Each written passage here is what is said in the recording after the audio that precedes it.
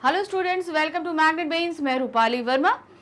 Magnet Brains आपको free education provide कराता है। कोई भी वीडियो कभी भी कितनी बार भी देखिए, 100% फ्री। हम कभी भी ऐसा नहीं करते कि 2 वीडियो दिखाने के बाद तीसरी वीडियो यानी कि उससे रिलेटेड वीडियो देखने के लिए आपसे बोलें कि आपको कुछ पेमेंट करना पड़ेगा। तो यहाँ आप सभी वीडियोस बिल्कुल 100% फ्री देख सकते हैं। किंडरगार्टन से क्लास 12 तक के लिए Hindi medium, English medium, olympiad, NTSC सभी कुछ 100% फ्री है। और इसी फ्री श्रृंखला में हम आपके लिए जो नया लेकर आए हैं वो है आपका CUET यानी कि common university entrance test.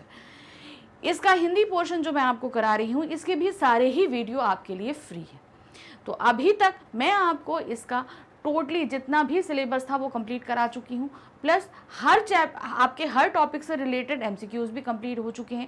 Mock test paper भी काफ़ी करा चुकी हूँ। आज भी मैं आपके लिए एक मॉक टेस्ट पेपर लेकर आई हूँ। ये है हमारा मॉक टेस्ट पेपर नंबर 14। तो अब ये ध्यान रखिए कि इतने जो आपके टेस्ट पेपर आ रहे हैं, इसका सिर्फ एक कारण ये है कि आप प्रैक्टिस करते रहिए। प्रैक्टिस करने से आपको बहुत सारे फ़ायदे होंगे। पहली चीज़ है तो आप बहुत सारी चीज़ों के बारे में जान पाएंगे और साथ ही आपकी स्पीड बिल्डअप हो जाएगी क्वेश्चंस को सॉल्व करने के लिए, क्योंकि हमारे पास समय कम रहता है। अब क्यों समय कम रहता है? क्योंकि जब हमारे पास क्वेश्चन पेपर आएगा तो उसमें देखिए कि सामान्य निर्देश दिया रहता है कि हमारे पास 45 मिनट्स हैं, ठीक है।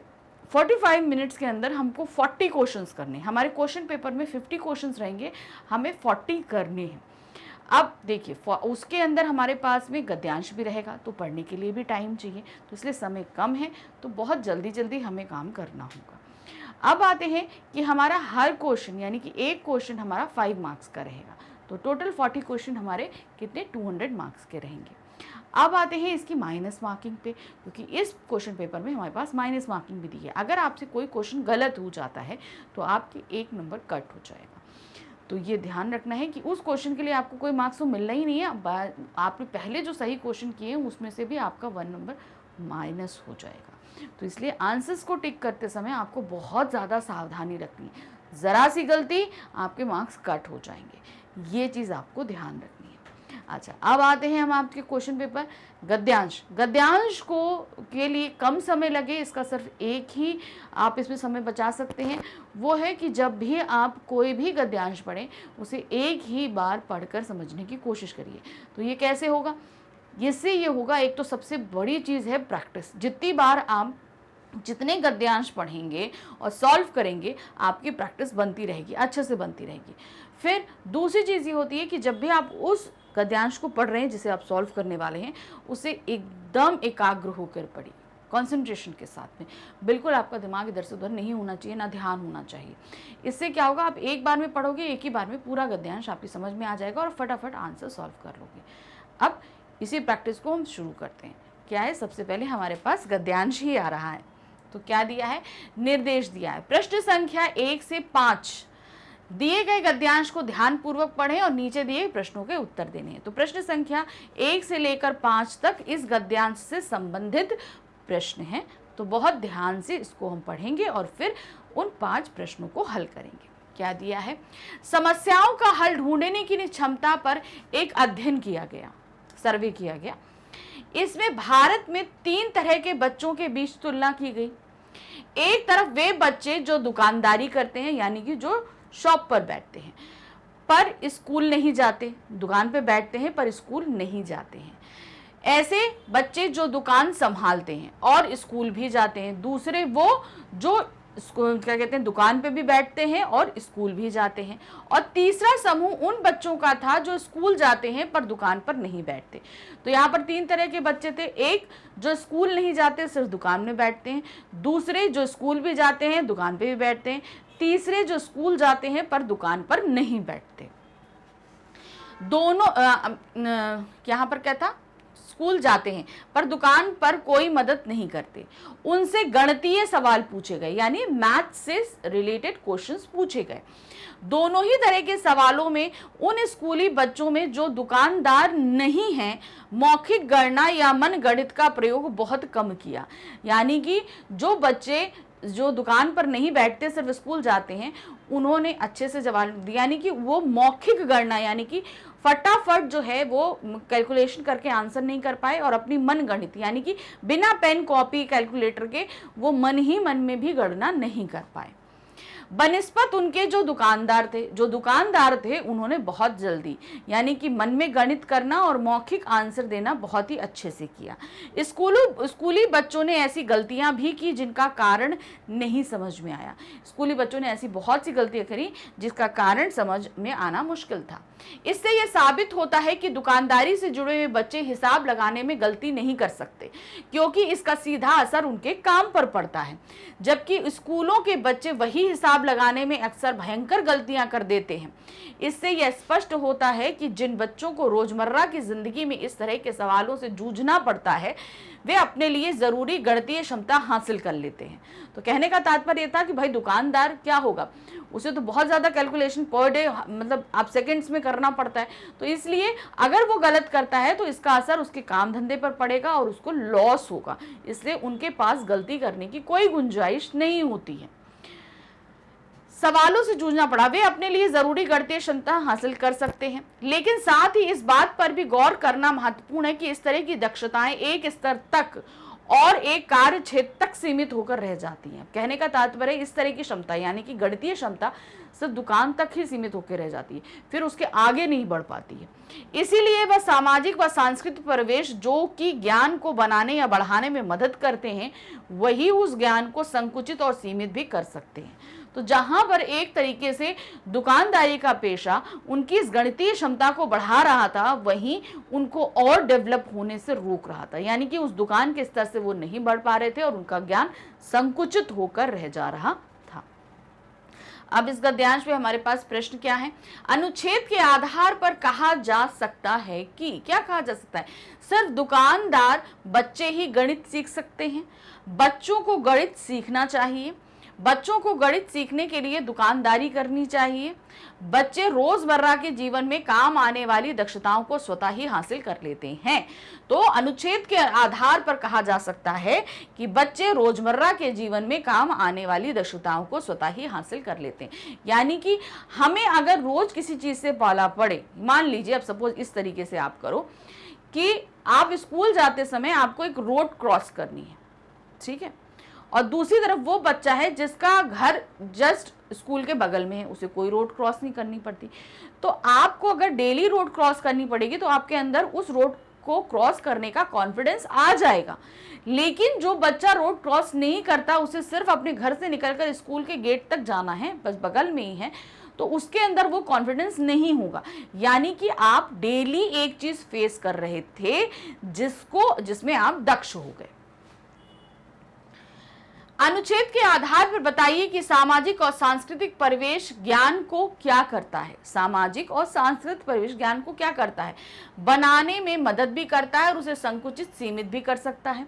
बनाने में मदद करता है, संकुचित कर सकता है, सीमित कर सकता है।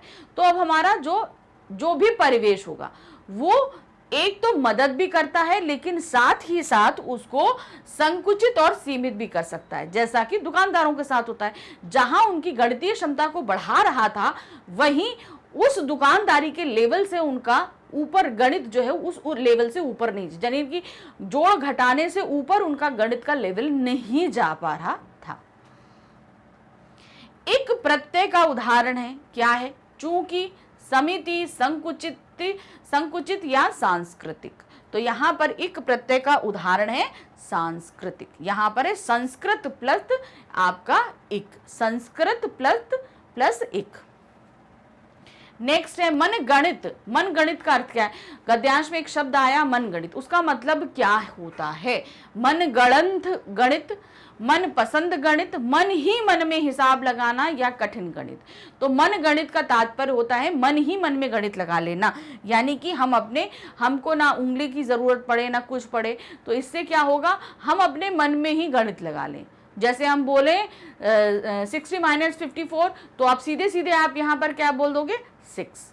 60 - 54 आपका कितना आया? 6 आया। तो हमने फटाफट उसे क्या किया, अपने मन में लगा लिया, तो वो हो गया मन गणित। संयुक्त क्रिया का उदाहरण है। अब आपको बताना है संयुक्त क्रिया होता है जहां पर मिलकर किसी क्रिया को संपन्न किया जा रहा है। अब यहां पर क्या है, हिसाब लगाते हैं, स्कूल जाते हैं, अध्ययन किया गया, दुकान संभालते हैं।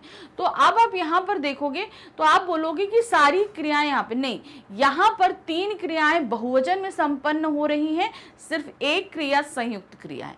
यहाँ पर जो है अध्ययन किया गया, ये एक संयुक्त क्रिया है क्योंकि ये बहुत सारे लोगों पर अध्ययन किया गया, बहुत सारे लोगों को संयुक्त कर कर वो क्रिया संपन्न कराई गई।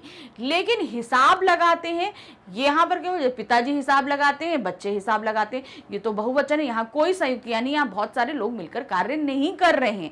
लेकिन जहाँ अध्ययन किया गया यानी कि बहुत सारे लोगों के ऊपर एक ही क्रिया को संपन्न किया गया है।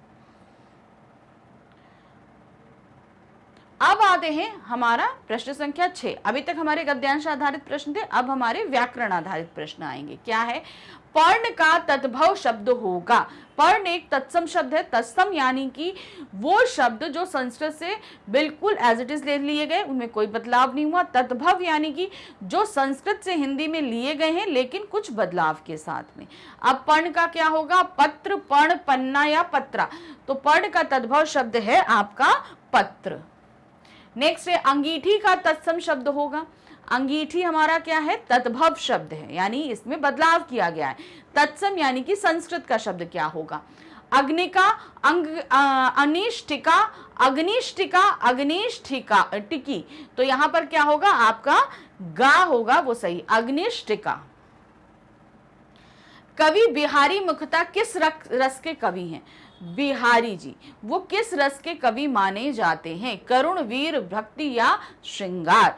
तो बिहारी जी जो हैं वो श्रृंगार रस के कवि माने जाते हैं। निम्नलिखित में से कौन सा शब्द फल का अनेकार्थी शब्द नहीं है, फल का अनेकार्थी नहीं है। फल, परिणाम, हल्का, प्रभाव, रसयुक्त। तो जो यहाँ नहीं है वो है आपका हल्का। ये फल का नहीं, फल मतलब होता है परिणाम भी होता है, फल का मतलब होता है ये प्रभाव भी होता है, फल मतलब रस युक्त यानी कि कोई फ्रूट। तो यहाँ हल्का जो है वो फल का अनेकार्थी नहीं है। जीवन का एक अर्थ है जिंदगी। जीवन का एक अर्थ क्या है, जिंदगी। तो दूसरा क्या होगा, पानी, जीने का ढंग, वायु या प्राणी। तो यहाँ पर पानी का जीवन का दूसरा जो नाम है वो पानी लिया जाता है। क्या लिया जाता है, पानी, क्योंकि पानी के बगैर जीवन संभव नहीं है, इसलिए इसे जीवन में लिया जाता है।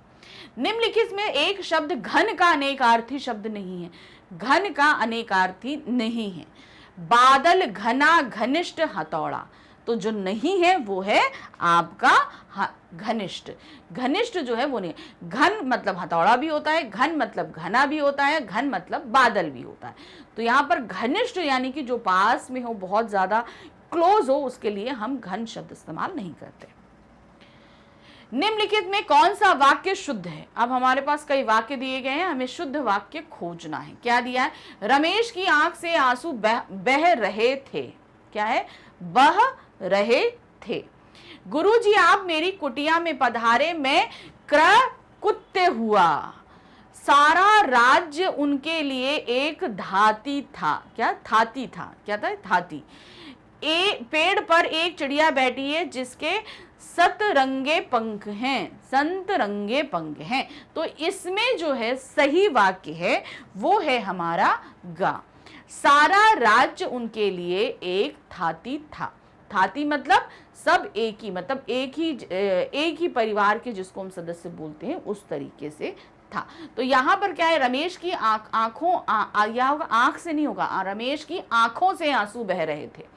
दूसरा है, गुरुजी आप मेरी कुटिया में पधारे, मैं कृत्य हो गया। कृत्य कुत्य नहीं हो जाता, ये गलत शब्द है। फिर उसके बाद पेड़ पर एक चिड़िया बैठी थी जिसके संतरंगे पंख थे। तो क्या होगा, सतरंगे। संतरंगे नहीं होता है, क्या होता है, सतरंगे पंख होते हैं। तो ये एक एक बिंदी विभक्तियों की गलतियां जो हैं ये भी हमें पकड़नी होंगी। तो ये अशुद्ध है। सिर्फ सही क्या है, सारा राज्य उनके लिए एक थाती थी। मैं आपकी श्रद्धा करता हूं। शुद्ध वाक्य चुनिए, इसमें सही हमको वाक्य देखना है। क्या है, मैं आपका श्रद्धा करता हूं, मैं आप पर श्रद्धा करता हूं, मैं आप पर श्रद्धा रखता हूं, मैं श्रद्धा करता हूं। तो यहां पर सही जो वाक्य है वो है हमारा गा। मैं आप पर श्रद्धा रखता हूं। श्रद्धा करी नहीं जाती, श्रद्धा रखी जाती, इसके लिए रखा शब्द जो है वो इस्तेमाल होता है। तो क्या मैं आप पर श्रद्धा रखता हूं। जैसे हम बोलेंगे कि हम शिव पर श्रद्धा रखते हैं, हम सनातन धर्म पे श्रद्धा रखते हैं, हम आत्मविश्वास पर श्रद्धा रखते हैं, ठीक है, हम आपको क्या कहते हैं आत्म नियंत्रण पर श्रद्धा रखते हैं। तो यहाँ पर हमेशा क्या होगा, रखते शब्द आएगा, ना कि हम यहाँ पर बोलेंगे क्या कि मैं आप पर श्रद्धा करता हूं, ये चीज गलत होगी। नेक्स्ट आते हैं, एक गाय, दो घोड़े, एक बकरी मैदान में चर रहे हैं, शुद्ध वाक्य चुनिए। अब यहां पर हमारे पास एक वाक्य दिया है, इसमें शुद्ध वाक्य को चुनना है। क्या दिया है, अब फिर इसको पढ़ेंगे, बहुत ही जरा सी गलतियां होंगी, बहुत ध्यान से पढ़िएगा। एक गाय, दो घोड़े और एक बकरी मैदान में चर रहे हैं। अब बिंदी का भी फर्क देखिएगा, ये हैं और है में। एक गाय, दो घोड़े, एक बकरी मैदान में चर रही है। फिर आते हैं, एक गाय, दो घोड़े, एक बकरी मैदान में चर रही है और है। एक गाय, दो घोड़े, एक बकरी मैदान में चर रहा है। तो अब यहां पर देखिए, जो हमारी क्रिया होती है, ठीक है, जो क्रिया हमारी चर रही है, चर रहा है, जो भी है, ये हमेशा जहां पर हम कई सारे लोगों को लेते हैं, वहां पर जो हम लास्ट ले रहे हैं हमेशा उसके साथ रहता है। उसके पहले भले आपका पुल्लिंग स्त्रीलिंग कोई भी हो, या बहुवचन या एक वचन कोई भी हो, अगर जो लास्ट हमने लिया है हमेशा क्रिया उसी के अनुसार चलेगी। तो यहाँ पर जो सही शब्द है वो है हमारा गा। एक गाय, दो घोड़े और एक बकरी मैदान में चर रही है, यहाँ पर बिंदी थी, ठीक है। तो यहाँ पर हैं, चर रही हैं नहीं होगा क्योंकि बहुवचन नहीं है। यहाँ पर हमें हमेशा एक बकरी के हिसाब से हमारी रही रहा और क्रिया भी एक वचन में ही रहेगी।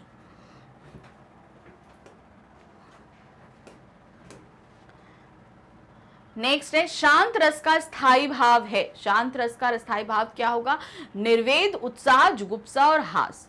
तो यहाँ पर हास हमारा हास्य रस का है, जुगुप्सा वे आपका विभत्स रस का है, उत्साह हमारा जो है वो वीर रस का है, और निर्वेद हमारा शांत रस का जो है स्थायी भाव होगा। गौरव का विलोम शब्द है, गौरव का क्या होगा, तो यहां पर है लाघव, रौरव, लज्जा, अपमान। तो गौरव का विलोम होगा लाघव, क्या होगा, लाघव। अनभिज्ञ का विलोम होगा भिज्ञ, अभिज्ञ, अज्ञ, अविज्ञ। तो यहां पर अनभिज्ञ का विलोम होगा आपका अभिज्ञ। गमन का विलोम है, गमन मतलब जाना, निर्गमन, गमनागमन, आगमन, प्रत्यागमन। तो गमन मतलब क्या हुआ, जाना, और इसका विलोम है आगमन, आगमन मतलब आना। ऊंट के मुंह में जीरा, अब ये क्या है, हमारा एक मुहावरा है। हमें क्या देखना है, बहुत अधिक खाने वाले को बहुत कम मिलना, जानवर को दवाई देना, बड़े प्राणी को सांत्वना देना, बहुत बड़े प्राणी को भोजन बनाना का भोजन बनना। तो यहाँ पर ऊंट के मुंह में जीरे का तात्पर्य है जो बहुत अधिक खाता हो उसे बहुत जरा सा देना, यानी कि जरूरत अधिक मगर जो है सप्लाई वो कम होना। तो क्या है, बहुत अधिक खाने वाले को बहुत कम देना। काठ की हांडी बार बार नहीं चढ़ती, क्या है, काठ की हांडी, काठ मतलब होता है लकड़ी, काठ की हांडी बार बार नहीं चढ़ती। तो क्या होगा इसका अर्थ, बुरे दिन हमेशा नहीं रहते, छल कपट का व्यवहार हमेशा नहीं चलता, लकड़ी का बर्तन अग्नि में जल सकता है, दुर्भाग्य की मार बार बार नहीं होती। तो काठ की हांडी बार बार नहीं चढ़ती, इसका तात्पर्य होगा छल कपट का व्यवहार हमेशा नहीं चलता। मतलब आप एक बार छल कपट कर लोगे मगर बार बार आप कहोगे कि हमारा छल कपट चल जाएगा, तो ऐसा नहीं हो सकता है। नेक्स्ट आते हैं, श्री कामता प्रसाद जी के अनुसार विराम चिन्हों की संख्या कितनी थी। विराम चिन्ह की संख्या कितनी थी अनुसार, 20, 18, 17 या 6। तो कामता प्रसाद जी के अनुसार विराम चिन्हों की संख्या 20 थी। अल्प विराम चिन्ह को पहचानिए। अब इसमें अल्प विराम मतलब आपका कॉमा, तो पहला हमारा जो का वाला है वो हमारा अल्प विराम है, उसके बाद खा अर्ध विराम है, फिर इकहरा उद्धरण चिन्ह है गा में, और घा में आपका दोहरा उद्धरण चिन्ह है। तो इसे आप यहाँ पर बोल सकते हो सिंगल इन्वर्टेड कॉमा, ये है हमारा डबल इन्वर्टेड कॉमा। और अल्प विराम हमारा क्या है, का, जिसको हम कॉमा बोलते हैं। पढ़ते समय मेरी आंखों से पानी निकलता है, प्रस्तुत वाक्य में संज्ञा के लिंग वचन और कारक बताइए। तो सबसे पहले हमें यहाँ पर क्या देखना है, संज्ञा के ढूंढना है। तो इस वाक्य में हमें संज्ञा ढूंढनी है। तो अब यहाँ पर आपको देख रहे हैं वाक्य में संज्ञा क्या होगी, पढ़ते समय मेरी आंखों से पानी निकलता है, तो यहाँ पर आंखों, तो आंखों से हमारा निकालना है। अब आंखों में हमारा क्या होगा देखना है, इसका निकालना है लिंग वचन और कारक। तो लिंग हमारा क्या होगा, आंखों से पानी निकलता है, तो यहाँ पर क्या होगा, सबसे पहले ये एक पुल्लिंग है, आंखों बहुवचन है। अब से निकल रहा है, तो यहाँ पर क्या हो रहा है, कोई चीज किसी से अलग हो रही है। तो यहाँ पर कौन सा होगा कारक हमारा, अपादान कारक, जहां से दो जगह लगता है, एक करण कारक में लगता है और एक अपादान कारक में लगता है। करण कारक से जो सब जगह, लेकिन अपादान की पहचान होती है जहां पर कोई चीज किसी से अलग हो रही है। तो आंखों से आंसू अलग हो रहे हैं, तो इसलिए यहाँ पर क्या होगा, अपादान कारक होगा। तो आंखों क्या हो गया, पुल्लिंग हो गया, बहुवचन हो गया और अपादान कारक हो गया। नेक्स्ट, निम्नलिखित में कौन सा शब्द रात्रि का पर्यायवाची नहीं है, छपा, शशका, शर्वरी, यामिनी। तो यहाँ पर जो नहीं है वो है शशक, जो है शशक मतलब खरगोश। नेक्स्ट आते हैं, निम्नलिखित शब्दों में से अग्नि का पर्यायवाची है, पीयूष, पावक, अंबर, मयंक। तो यहाँ पर है क्या है, जो अग्नि का पर्यायवाची है वो है आपका पावक, अग्नि, अनल, आग, पावक। तो यहाँ पर क्या है, पावक जो है वो अग्नि का पर्यायवाची है। नेक्स्ट है, सूर्य का पर्याय कौन नहीं है। अब आपको ध्यान रखना है कौन नहीं है, आदित्य, सुशांशु, दिवाकर, अंशुमाली। तो यहां पर जो नहीं है वो है आपका सुशांशु। सुशांशु होता है एक चंद्रमा का पर्यायवाची। निम्न में से हाथी का पर्याय है, हाथी का पर्याय हमको निकालना है, कुरंग, कुंजर, कलाहंस, केहरी। तो यहां पर जो हाथी का पर्यायवाची है वो है कुंजर। अब क्या दिया है, ध्यान से देखते हैं, बहुत ध्यान से समझिएगा कि यहाँ क्या समझाने जा रही हूँ। प्रश्न संख्या 28 से 32 तक, यानी कि 28 से 32 तक के प्रश्नों के उत्तर हमें इन जो है इनसे संबंधित देने हैं। जो भी हमारा निर्देश है, क्या निर्देश है, दिया गया प्रत्येक वाक्य 4 भागों में बटा है। हमारे पास एक वाक्य आएगा प्रश्न संख्या 28 से 32 तक के बीच में, इसको 4 भागों में विभक्त किया गया, हर वाक्य को 4 भागों में विभक्त किया गया है, जिन्हें ए बी सी डी विकल्प दिए गए हैं। मतलब एक ही वाक्य को 4 भागों में किया गया और उनको हर भाग को ए बी सी डी दिया गया। आपको यह देखना है कि वाक्य के किस भाग में व्याकरण, भाषा, वर्तनी, शब्दों में गलत प्रयोग या इसी तरह की कोई त्रुटि तो नहीं है। यानी कि हमको ये देखना है कि 4 में से किसी भी भाग में, चाहे व्याकरण हो, भाषा हो, वर्तनी हो या शब्दों का गलत प्रयोग हो, विभक्ति हो, कहीं पर भी कोई गलती नहीं है। त्रुटि अगर होगी तो वाक्य के किसी एक भाग में होगी, यानी कि अगर गलती है तो उन चारों यानी ए बी सी डी में से किसी एक भाग में गलती होगी। उस भाग का क्रमांक ही उत्तर है, क्रमांक ही सही उत्तर है। मान लीजिए ए पोर्शन में गलती है तो हमारा सही उत्तर क्या होगा, ए, क्योंकि हमें गलती ढूंढनी है। तो हम क्या निकालेंगे, जैसे हम बोल देंगे उसमें आंसर करेंगे कि ए में गलती है। यदि वाक्य त्रुटि रहित है तो उत्तर ई अर्थात त्रुटि रहित देंगे। अब उसमें एक ऑप्शन और होगा, 5वां ऑप्शन ई, जिसमें क्या होगा, त्रुटि रहित लिखा होगा। तो अब उनसे आपसे बोला जाएगा कि आप आंसर मार्क करो, तो उसमें क्या होगा, A B C D E दिया रहेगा। तो आपको क्या करना है, अगर ए में है तो आपको ए लिखना है, बी है तो बी लिखना है, सी है तो सी लिखना है, डी है तो डी लिखना है। अगर कोई गलती नहीं है तो आप सीधे सीधे ई ऑप्शन ऑप्ट करेंगे कि इसमें किसी प्रकार की कोई गलती नहीं है। अब इसको करेंगे कैसे, ध्यान रखिएगा क्वेश्चन नंबर 28 से 32 तक। अब हमारे पास ये देखिए क्वेश्चन दिया गया है, क्या है, वाक्य है सीधे सीधे, जिसे हमने 4 भागों ए बी सी डी और ई में बांटा गया है। हर वाक्य के अंत में क्या है, संप्रेक्षण का जो भाषाई माध्यम आज अनेक श्रव्य दृश्य बहुविध माध्यमों के सहयोग से समूची दुनिया को एक छोटा सा गांव जैसा बना सका है, उसमें भी कई तरह की दिक्कतें बनी हुई हैं। तो यहाँ पर ये पूरा एक वाक्य था। अब इसमें कोई त्रुटि है कि नहीं, अब हमें ये खोजना है। तो सबसे पहले हम यहाँ पर देख रहे हैं कि हमारे पास में यहाँ पर कोई भी त्रुटि नहीं है, इसलिए हमने क्या किया, ई ऑप्शन ऑप्ट किया। इसमें किसी तरह की कोई भी गलती नहीं दी गई है इस वाक्य में। चलिए आगे देखते हैं। तो हम क्या करेंगे, सीधे ई में हमारा त्रुटि रहित है, दिया गया वाक्य त्रुटि रहित है, तो ई हमने यहाँ पर ऑप्शन दे दिया।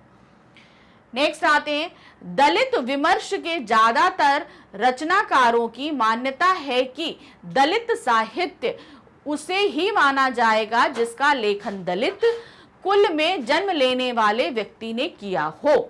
अब इसमें त्रुटि, तो इसमें हम यहाँ पर त्रुटि देख रहे हैं, मान्यता है कि दलित, यहाँ पर आपकी विभक्ति संबंधित की और की, यहाँ पर क्या आएगा, छोटी की हमारा आएगा। ये देखिए क्या, यहाँ मान्यता है कि दलित साहित्य के स्थान पर मान्यता है कि दलित साहित्य। अब याद रखिए, ये की जो हमारी रहती है ये विभक्ति होती है और छोटी की हमारा अव्यय होता है। कैसे, कि विभक्ति कारक में आती है, संबंध कारक में होती है, यहाँ पर वो सहायक क्रिया या सहायक संज्ञा कर्ता सर्वनाम को जोड़ने की काम करता है। लेकिन जो अव्यय होता है वो हमेशा क्या करता है, जो दो वाक्यों को जोड़ने का कार्य करता है। तो यहाँ पर हमारी क्या है, आपकी जो दिख रही है आपको विभक्ति संबंधित त्रुटि, अव्यय संबंधित त्रुटि यहाँ पर है। इसमें बी ऑप्शन हमारा गलत था। नेक्स्ट आते हैं, दलित आंदोलन भटकाव का शिकार तो ही वह अमीरी गरीबी की खाई को और अधिक बढ़ाने में अनजाने में मदद पहुंचा रहा है, और ई हमारा ऑप्शन है त्रुटि रहित। तो यहां पर जो हमें त्रुटि दिखाई दी वो है शिकार तो है ही, शिकार तो है ही होगा। यहाँ पर आप सेंटेंस पढ़ो, देखो नहीं है, शिकार तो ही वह अमीरी, तो ये हमें सेंटेंस यहाँ पर गलत लगा, यहाँ पर है मिसिंग है, शिकार तो है ही। तो त्रुटि कहाँ आ रही है, हमारे वाक्य संख्या बी में, बी के क्रमांक में हमारी गलती आ रही है। ये देखिए बी, यहाँ शिकार तो ही व अमीरी गरीबी के स्थान पर शिकार तो है ही व अमीरी गरीबी का प्रयोग उचित है। तो यहाँ पर क्या आएगा, शिकार तो है ही, यहाँ पर ये त्रुटि होगी। नेक्स्ट है, धीरे धीरे ईस्ट इंडिया कंपनी की शक्ति बढ़ती गई और 1757 ईस्वी में प्लासी की निर्णायक लड़ाई के बाद बंगाल पर अंग्रेजों का कब्जा हो गया। त्रुटि रहित, तो यहाँ पर हमें जो है किसी भी प्रकार की कोई त्रुटि नहीं दिखाई दी, मतलब पूरा सेंटेंस सही है, कहीं कोई गलती नहीं, इवन वर्तनी की भी गलती नहीं है। अब नेक्स्ट है, व्यक्तिगत महत्वाकांक्षा व्यक्ति को कितना ऊपर गिरा सकती है, आज के युग में इसकी कल्पना करना भी कठिन है। अब यहाँ पर क्या गलती हो रही है, अगर आपने ध्यान से देखा होगा तो यहाँ एक शब्द ही पूरी तरीके से गलत है। क्या है, आपका बी वाक्य में गलत है, को कितना ऊपर गिरा नहीं कितना ऊपर उठा सकती है, कितना सॉरी यहाँ पर होगा आपका कितना नीचे, ऊपर नहीं, क्या होगा, कितना नीचे गिरा सकती है। भाई गिराया नीचे जाता है, ऊपर नहीं गिराया जाता है, तो सही क्या होगा, नीचे गिरा सकती है। तो यहाँ बी हमारा गलत है, कितना ऊपर गिरा के स्थान पर कितना नीचे गिरा का प्रयोग होगा। तो अब इस प्रश्न के साथ हमारा जो वर्तनी संबंधी शुद्धियां हम कर रहे थे वो खत्म होता है। अब हमारा क्या आएगा, व्याकरण संबंधी फिर से प्रश्न शुरू होंगे। नेक्स्ट जो क्वेश्चन आ रहा है उसके लिए फिर से हमारे पास निर्देश दिया गया, क्या है, प्रश्न संख्या 33 से 41 तक, यानी 33 से 41 नीचे कुछ शब्द दिए गए हैं, प्रत्येक की वर्तनी के लिए 5 विकल्प दिए गए हैं।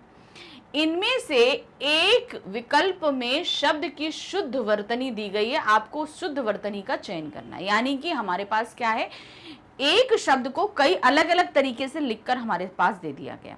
अब हमें करना क्या है, अब उसमें से हमें देखना है कि सही तरीके से कहां पर लिखा हुआ है। ये है क्वेश्चन नंबर 33 से 41 तक के लिए। तो क्या है, देखिए, दुदुम्भी यहां पर लिखा है अलग अलग तरीके से, दुदू भी आपका दुदुम्भी। तो यहां पर जो है सही है वो है दुदुम्भी, यानी कि का वाला हमारा एकदम सही है।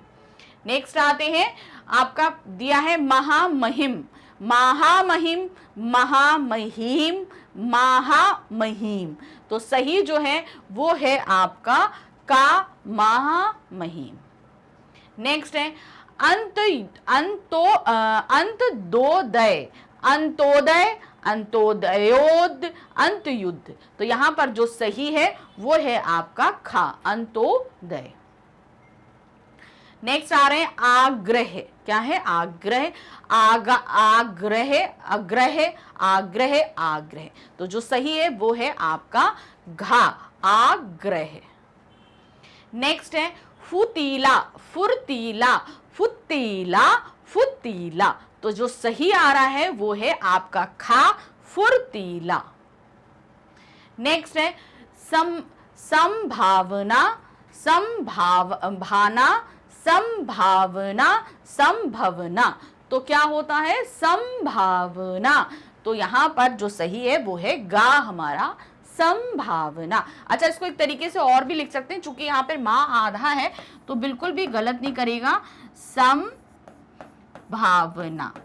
ठीक है, ये जो आधा माँ था, ये वाला आधा माँ, इसे हम बिंदी में भी यहाँ पर तब्दील कर सकते हैं। तो ये दोनों ही तरीके से आपके सामने आए, तो गलती मत करिएगा, संभावना दोनों ही तरीके से लिखा जा सकता है। नेक्स्ट है समाजक, सामाजिक, सामाजिक, आपका सामाजिक, सामाजिक। तो यहां पर जो सही है वो है हमारा घा, सामाजिक होता है, दोनों में आ की मात्रा लगती है, सामाजिक। नेक्स्ट है शिटी, आपका सृष्टि, सृष्टि, शिटी। तो यहां पर क्या होता है हमारा सृष्टि। तो इसके लिए आपको क्या लगता है सृष्टि, शाह होता है, क्या होता है शाह होता है, सृष्टि। तो गा हमारा सही लिखा हुआ है, सृष्टि। नेक्स्ट है अनुभव, अनुभाव, अनोभाव, अनोभाव। तो यहां पर क्या होगा आपका होता है अनुभव, किसी चीज को फील करना, अनुभव करना। तो ये था हमारा प्रश्न संख्या 33 से 41 तक का, ये पूरा हमारा वर्तनी संबंधी शुद्धियां हमने कर ली। अब आते हैं नेक्स्ट। अब फिर से हमारे पास कुछ निर्देश दिए हैं, बहुत ध्यान से पहले निर्देशों को पढ़िए। नीचे दिए गए परिच्छेद, परिच्छेद मतलब एक अनुच्छेद दिया गया है हमारे पास पैराग्राफ में, कुछ रिक्त स्थान छोड़ दिए गए हैं तथा उन्हें संख्या से दर्शाया गया है। अब क्या है यहाँ पर हमारे पास एक पैराग्राफ है, पैराग्राफ में कहीं पर हर जगह रिक्त स्थान फिलअप्स दिए गए हैं, और उन फिलअप्स में हमारे पास क्या लिखा हुआ है क्वेश्चन नंबर। क्वेश्चन नंबर क्या लिखा होगा, जैसे क्वेश्चन नंबर है 42, तो पहले फिलअप में क्या आएगा 42, दूसरे फिलअप में क्या आएगा 43, इस तरीके से ये संख्याएं परिच्छेद के नीचे मुद्रित और प्रत्येक के सामने 1 2 3 4 5 विकल्प दिए गए हैं। इन पांचों में से कोई एक इस रिक्त स्थान को पूरे परिच्छेद के संदर्भ में उपयुक्त ढंग पूरा कर देता है। आपको वह विकल्प ज्ञात करना है और उसका क्रमांक ही उत्तर के रूप में दर्शाना है। आपको दिए गए विकल्पों में सबसे उपयुक्त का चयन करना है। अब क्या है, जैसे हमने पैराग्राफ है, पैराग्राफ में फिलअप दिया गया तो उसमें वहां पर हमने क्या लिख दिया 42 है। अब उसी के साथ ही हमारे पास क्या, उस 42 में जो क्वेश्चन नंबर 42 है उसके में से सही ऑप्शन चुन के हम वहां पर लिखेंगे। तो अब ये किस तरीके से किया जाएगा, ध्यान से, निर्देश आपको समझ में आ गया, मैं तरीका भी बता देती हूँ। अब हमारे पास ये अनुच्छेद दिया गया, ठीक है, अब इसको हम करते हुए चलेंगे। ये बहुत पुरानी बात है, मैं उत्तर प्रदेश के एटा जिले की तहसील कासगंज के एक हाई स्कूल में 7वीं कक्षा में पढ़ता था। पढ़ता क्या था, छठी पास करने के बाद 7वीं में, अब जहां पे 42 लिखा है ये हमारा क्वेश्चन नंबर है। तो अब क्या है, बाद 7वीं में डैश ही था। अब 42 में हमारा क्वेश्चन क्या है, ये देखिए 42 में हम क्या है, क्या यहाँ पर क्वेश्चन दिया गया था, ध्यान से देखिए कि पढ़ता क्या था, छठी पास करने के बाद 7वीं में डैश ही था। तो 7वीं में पढ़ता था, आया था, घुसा था, पढ़ा था, तो क्या होगा, मैं 7वीं में आया ही था, मतलब छठी पास करके 7वीं में आया ही था। अब आते हैं, यहां तक हमारा हो गया था। अब इसके बाद आते हैं, जुलाई का महीना था, गर्मी की छुट्टियों के बाद। अब छुट्टियों के बाद 43 यानी 43 क्वेश्चन डैश खुल गया। अब क्या था, गर्मी की छुट्टियों के बाद डैश खुल गया था। क्या खुल गया था देखते हैं, रास्ता, मौसम, कॉलेज, स्कूल या शरीर। तो क्या खुला था, वो खुला था स्कूल खुल गया था। गर्मियों की छुट्टी के बाद क्या खुलता है, स्कूल खुलता है। तो अब यहां पर क्या आया हमारा, स्कूल खुल गया था, तो यहां 43 हो गया। नेक्स्ट आते हैं, मेरे लिए नई डैश की किताबें आ गई। अब नई 44 क्या आया भाई, नई डैश क्या, नवीन पढ़ाई, कक्षा, छपाई, पुरानी। तो क्या हो गई, नवीन कक्षा की किताबें आ गई, नवीन कक्षा की किताबें आ गई। अब क्या है, नई छपी हुई किताबों की गंध जो पता नहीं नए कागज की होती थी या उस पर की गई डैश में इस्तेमाल हुई स्याही की। अब क्या है, उस पर की गई डैश, डैश क्या होगा, छपाई, नक्काशी, सजावट या कशीदाकारी। तो किताब में क्या होती है, छपाई होती है, तो डैश की छपाई। अब डैश की जगह हमारा क्या आएगा, उस पर की गई छपाई में इस्तेमाल हुई स्याही या जल्दसाजी में डैश चीजों की। अब यहां पर क्या आएगा, 46 पे हमारे पास क्या आएगा, जल्दसाजी में फंसी, दबी, जड़ी या लगी। तो वहां पर क्या आएगा आपका लगी। क्या हो, जल्दसाजी में लगी चीजों की या बरसात के मौसम में कागज में आई हल्की सी डैश। अब क्या आई, बरसात के मौसम में क्या आती है बताइए, बरसात के मौसम में पिलाई, सफेदी, बूंदों, नीलाई या सीलन। तो क्या होता है, बरसात के मौसम में सीलन आती है, तो क्या हो जाएगा, सीलन। क्या है, यहां पर क्या आएगा, हल्की सी सीलन मुझे बहुत अच्छी लगती थी, जो ही मेरे लिए नई डैश। 48 पे अब हमारे पास क्या आएगा, कॉपियां, साइकिलें, किताबें या पेंसिल। तो क्या आई थी उसके लिए, किताबें। तो यहां पर हमारे पास क्या होगा, देखिए, नई किताबें आती, मैं सबसे पहले अपनी हिंदी की पाठ्य पुस्तक पढ़ डालता। सो एक दिन स्कूल से लौटकर मैं अपनी हिंदी की पाठ्य पुस्तक, यहां पर क्या हो गया, 49, पढ़, खोल, घोट, रट या दिखा। तो क्या रहा था, स्कूल से लौटकर हिंदी की पाठ्य पुस्तक पढ़। ठीक है, पढ़ाया ना, यहां पर पुस्तक पढ़ रहा था जिसमें एक पाठ था, बड़े भाई साहब। पुस्तक में अवश्य ही लिखा रहा होगा कि यह एक डैश है। क्या डैश है, अब उस जगह डैश जगह है, कविता है, कहानी है, उपन्यास है, लोक कथा है। तो वो क्या थी, एक कहानी थी, कहानी एक कहानी है और इसके लेखक हैं प्रेमचंद। तो इस तरीके से हमें पूरा गद्यांश अपना करना है। तो जो हमारा परिच्छेद दिया गया है उसमें क्या हुआ है, हमारे पास डैश डैश दिए, तो इसी तरीके से भरेंगे। तो आपके पास भी हर गद्यांश के साथ ये प्रश्न आता जाएगा और आप इसको करते जाएंगे। तो ये था हमारा जो है मॉक टेस्ट पेपर, यहाँ पे समाप्त हुआ। आपको हमने पूरा करा दिया, आपको अच्छे से समझ में आ गया होगा कि किस तरीके से करना है। देखिए, जिस तरीके से भी क्वेश्चन पूछे जा सकते हैं, बदल बदल के आपके लिए हम लेकर आ रहे हैं। कोशिश करते रहिए, प्रैक्टिस करते रहिए, बहुत ज़रूरी है।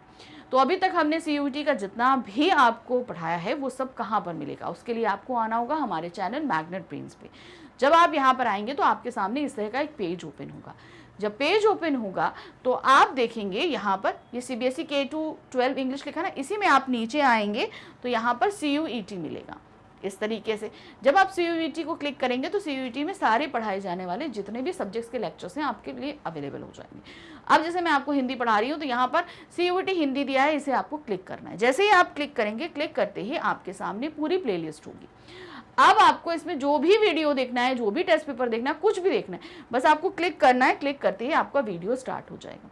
वीडियो देखिए, अच्छे से तैयारी करिए और ध्यान रखिए, प्रैक्टिस बहुत ज़रूरी है, करते रहिए जितने भी टेस्ट पेपर्स आपको मिलते रहें, क्योंकि प्रैक्टिस से आपकी स्पीड बिल्डअप होगी।